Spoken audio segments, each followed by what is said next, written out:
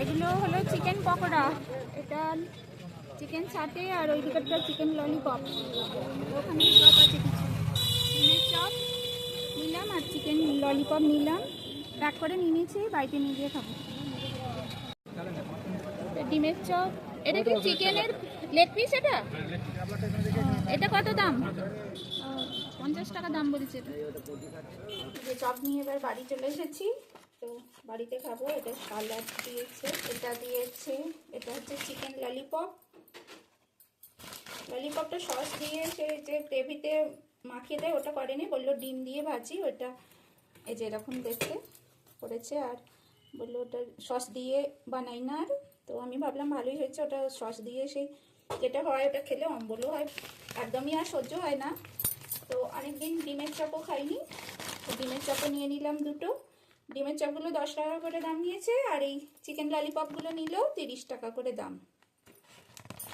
ভিতরে দেখি চিকেন কীরকম আছে, ভেঙে দেখতে হবে।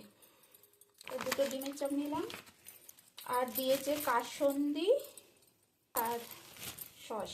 এই সসগুলো এরকম প্যাকেটে দিয়ে দিয়েছে, এগুলো মাখিয়ে অল্প একটু খাবো, অল্প নেবো এটা এগুলো। তো একটু কাসুন্দি নিলাম এখানে, এদিকটা একটু সস নিই।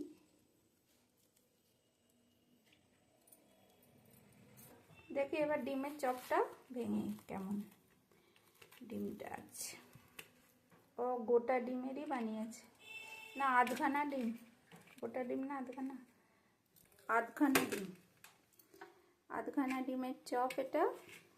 আর এটা ললিপপটা দেখি কেমন, খুব গরম।